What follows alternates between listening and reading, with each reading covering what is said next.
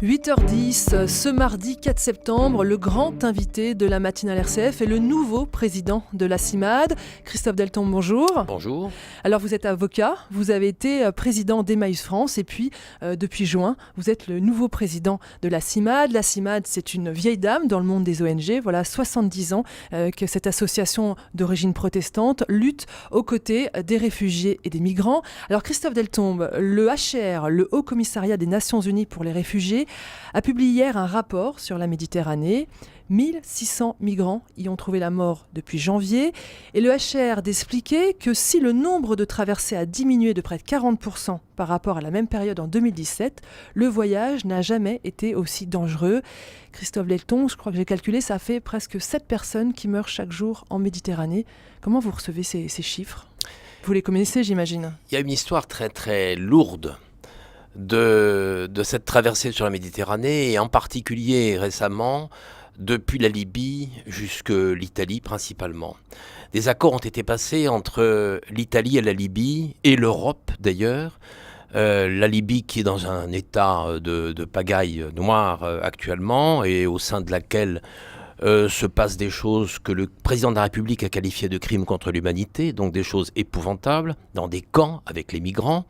Cet accord prévoit d'armer les gardes-côtes libyens, de les aider, de leur fournir des vedettes, afin de faire la chasse aux migrants et de les ramener sur la côte libyenne. L'Italie, qui, comme vous le savez, aujourd'hui interdit l'accès à ces ports, impose de reporter, de renvoyer vers la Libye les bateaux qui ont des migrants et qui recueillent des migrants. Ceci constitue la règle qui est posée actuellement sur la Méditerranée. Cette règle, les ONG refusent de l'appliquer pour des raisons très simples, c'est qu'on ne renvoie pas dans un pays où se pratiquent des crimes contre l'humanité des personnes qui risquent effectivement de subir ces crimes. Et par conséquent, les ONG qui étaient au nombre de 16 ou 17 il y a 3 ou 4 ans, sont aujourd'hui, parce qu'elles sont l'objet de chasse et de poursuites et de persécutions, on peut même le dire, de la part de l'Italie essentiellement, ces ONG aujourd'hui sont de moins en moins nombreuses pour sauver les migrants. Il n'y a plus que 2 seules ONG pour sauver les migrants.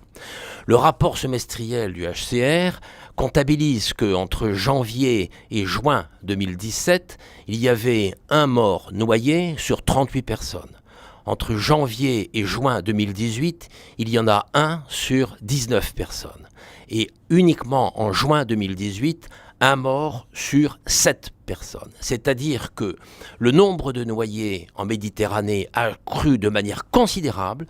Et ceci est tout simplement dû au fait qu'aujourd'hui, la politique qui est pratiquée, c'est une politique que l'on peut qualifier de « il vaut mieux les laisser mourir » que de les accueillir.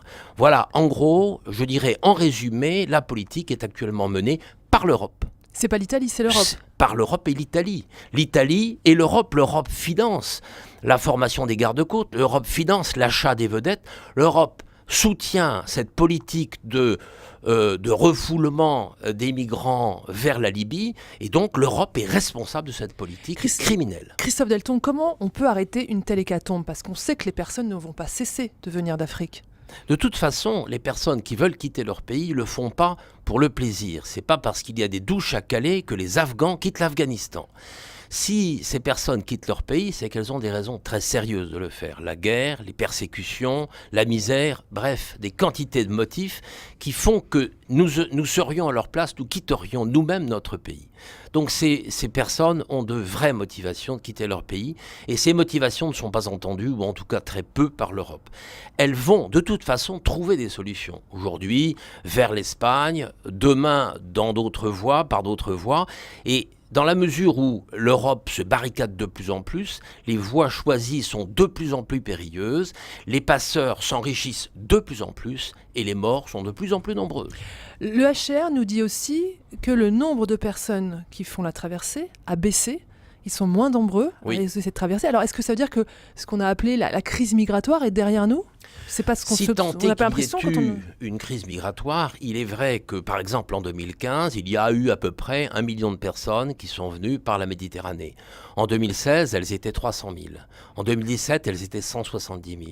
Et en 2018, nous sommes aujourd'hui à peu près à 40 000, 45 000, c'est-à-dire à la moitié de l'année. On arrivera peut-être à 100 000 à la fin de l'année. On voit bien la décrue considérable.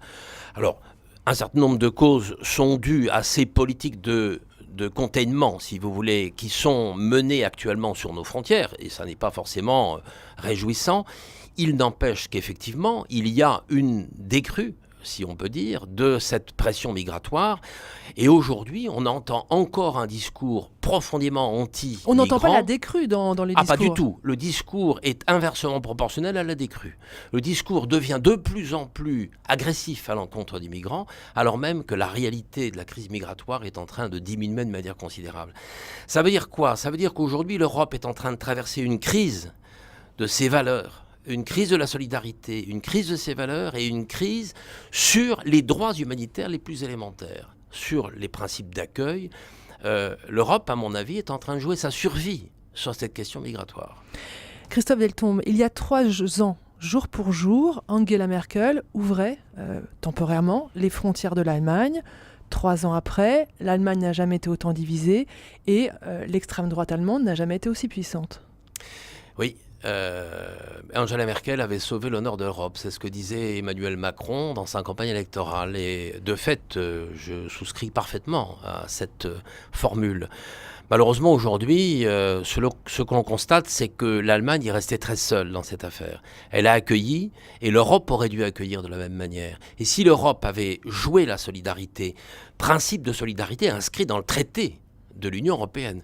Si donc l'Europe avait joué la solidarité, il n'y aurait pas eu de problème. On aurait réglé assez facilement ce problème, cette question d'émigration, parce qu'on aurait réparti la charge et parce que l'accueil aurait été effectivement un accueil de l'Europe entière. Pour vous, l'Europe telle qu'elle existe aujourd'hui, avec ses difficultés économiques, sociales, politiques, a largement les moyens d'accueillir toutes ces personnes qui arrivent à nos portes? C'est infime ce qui est actuellement, l'arrivée de ces migrants est parfaitement accessible à l'Europe. L'Europe, c'est quand même 500 millions. L'Union européenne, c'est 500 millions d'habitants.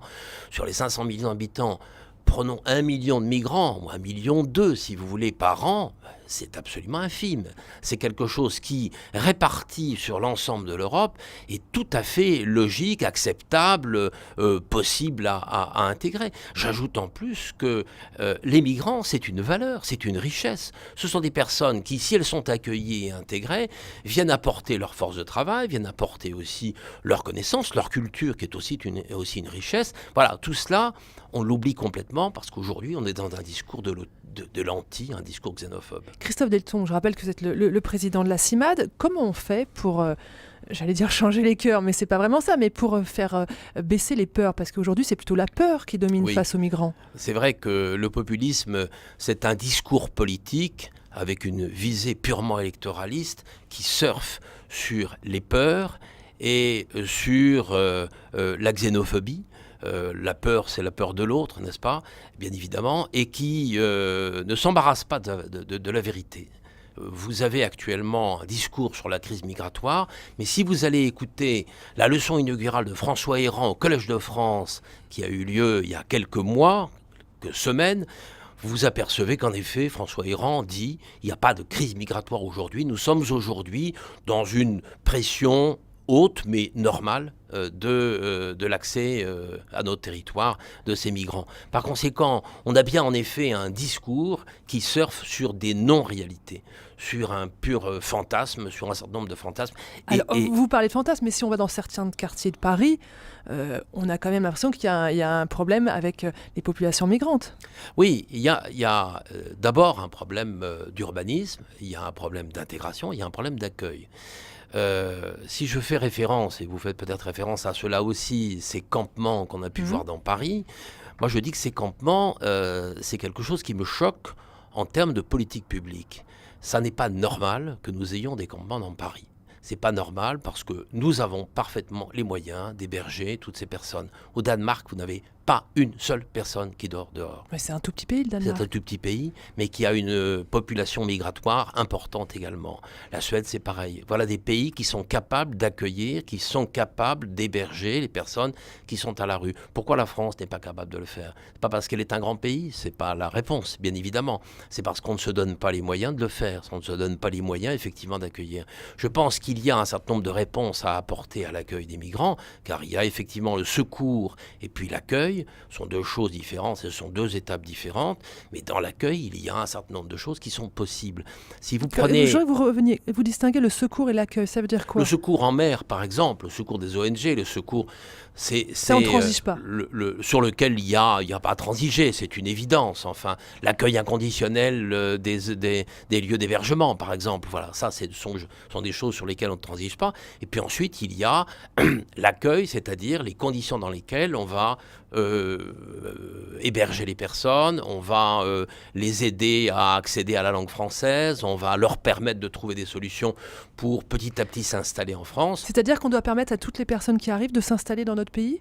Je ne dis pas que toutes les personnes qui arrivent dans notre pays doivent s'installer il s'agit simplement d'abord dans le respect purement des lois, de voir que toutes les personnes qui arrivent en France sont pour un certain nombre d'entre elles des demandeurs d'asile et il faut respecter le principe du droit d'asile. Et puis il y a toutes celles qui ont un droit à venir en France au titre de la vie familiale ou de la vie privée. Et ce sont des dispositifs juridiques qui existent en France et sur lesquels il faut tout simplement appliquer les règles.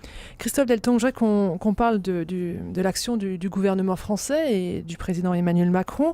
Depuis quelques jours, on a entendu Emmanuel Macron, Jean-Yves Le Drian se poser clairement face aux leaders européens plus hostiles aux populations migrantes. Je pense à la Pologne, je pense à la Hongrie, je pense à l'Italie. On a l'impression qu'il y a côté face et côté pile, c'est ça? Quand le président de la République dit « je suis...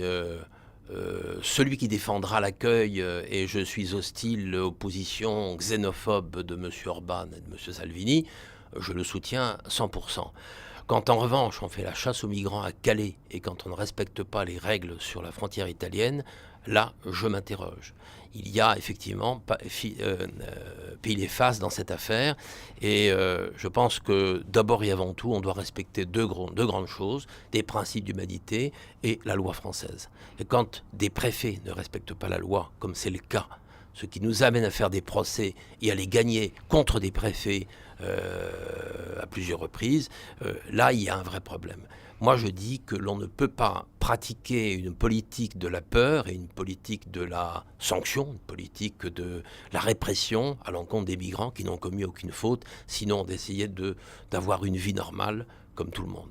Christophe Delton, je rappelle, vous êtes notre grand invité ce matin, je vous en remercie.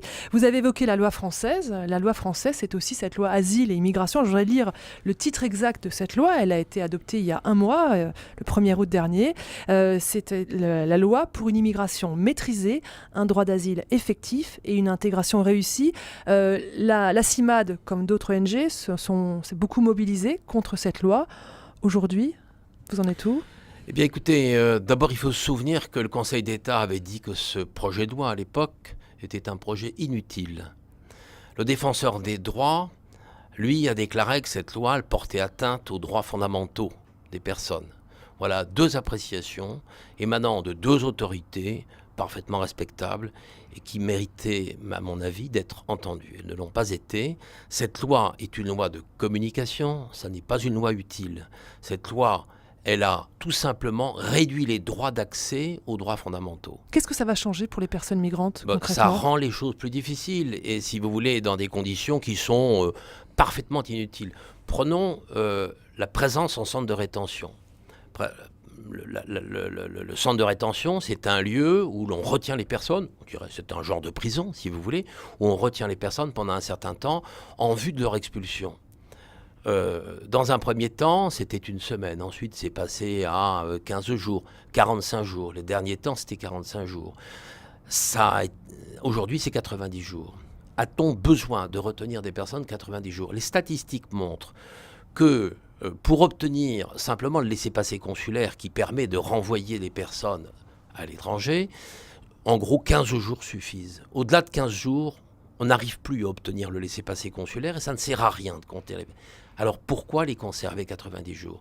Est-ce qu'il n'y a pas là quelque chose de purement et simplement sanctionnateur? Pourquoi sanctionner ces personnes? Qu'est-ce qu'elles ont fait de mal, si ce n'est qu'encore une fois, elles cherchent à vivre autrement et mieux que ce qu'elles vivaient dans leur pays. Comment vous, à la CIMAD, allez-vous continuer à vous engager contre cette loi et auprès des migrants? La loi est votée. Nous ne sommes pas... on va respecter la loi, on ne peut pas faire autrement. Nous sommes absolument contre les principes qui ont présidé à cette loi, mais nous continuerons notre travail. Notre travail, c'est un travail d'accompagnement des personnes, c'est-à-dire des permanences. On a une centaine de permanences en France, même plus que ça d'ailleurs. On a 80 groupes et 120 ou 130 permanences en France. Donc les migrants viennent, on les accompagne, on essaie de leur donner un peu d'humanité dans la rencontre que nous avons avec elles. Et puis, nous leur donnons les conseils juridiques qui sont utiles pour qu'elles s'en sortent, car elles ne connaissent évidemment pas la loi française. Il s'agit de les accompagner de cette manière-là. Christophe Deltombe, en 3 mots, quel est le fil conducteur de l'action de la CIMAD depuis 70 ans? Humanité, présence auprès des plus exclus, accompagnement, essayer de donner un peu de lien social à des personnes qui en sont totalement démunies. Merci beaucoup Christophe Deltombe d'avoir été le grand invité de la matinale. Je rappelle que vous êtes le nouveau président de la CIMAD.